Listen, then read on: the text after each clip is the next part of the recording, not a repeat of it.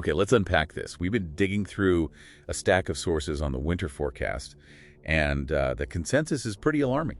It really is. We're diving deep into this massive, sudden stratospheric warming, the SSW, that's triggered a polar vortex split. Right, and that's ushering in what forecasters are now calling the Polar Express pattern for this winter.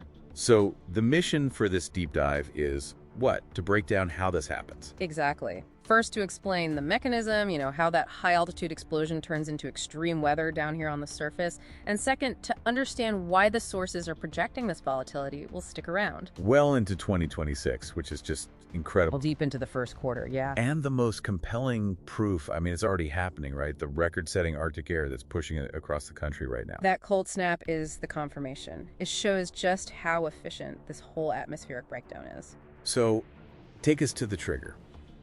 What was so unusual about this SSW event? Well, the timing, for one. It happened in late autumn, which is very unusual.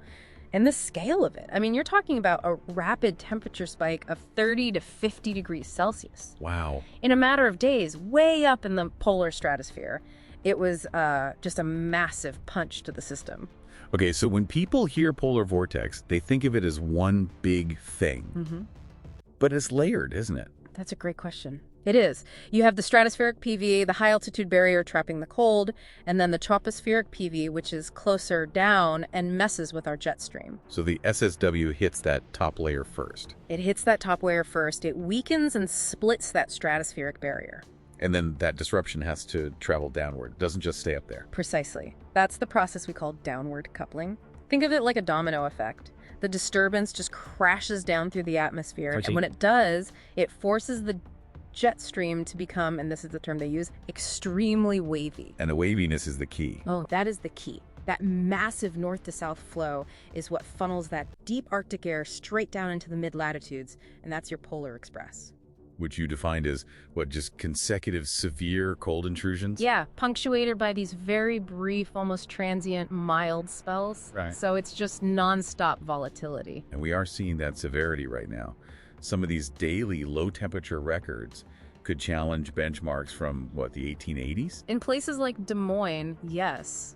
Records that have stood for over a century. So what about the medium term, like the holiday season? That forecast really highlights the volatility. The outlook is just sharply divided. You have enhanced odds for way below normal temperatures across the northern plains and Great Lakes. Okay. But at the same time, the southern two-thirds of the country, the southwest Gulf Coast, they're looking at above normal temperatures. So you got this enormous thermal contrast, a high shear boundary like a battleground set up right in the middle of the U.S. And that's a recipe for major winter storms. It really enhances the risk for, significant snowfall, especially around the Great Lakes. Why there specifically? Because that persistent cold flow is going to tap into lake moisture, and the lakes are currently warmer than average. Got it. Okay, if we connect this to the bigger picture, you're saying this isn't just a one-off event. Not at all. The sources point to a perfect storm of background climate factors that are just reinforcing the SSW's influence. It's basically guaranteeing the polar vortex stays weak deep into February 2026. So what are these factors? What's stacking the deck for all this cold? There are three main things. First is the quasi-biennial oscillation, or QBO. It's in a descending easterly phase. That's right. It just means the stratospheric winds are blowing in a direction that helps keep the polar vortex weak. Okay, so the atmosphere is already preloaded for this. What's number two?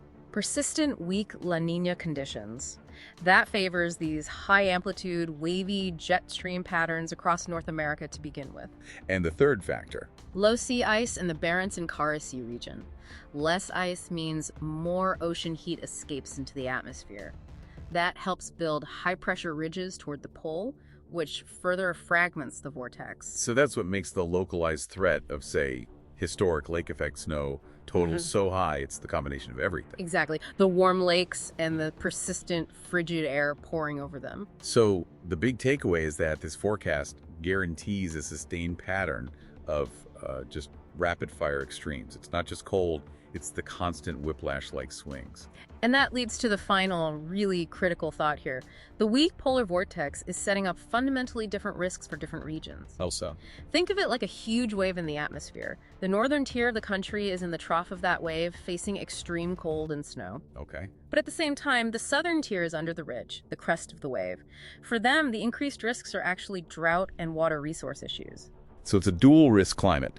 This requires you to implement a highly tailored sort of dual strategy approach to get ready, based entirely on your location. It's not a one-size-fits-all winter. Not at all. So the question to think about is, what stands out to you in that forecast?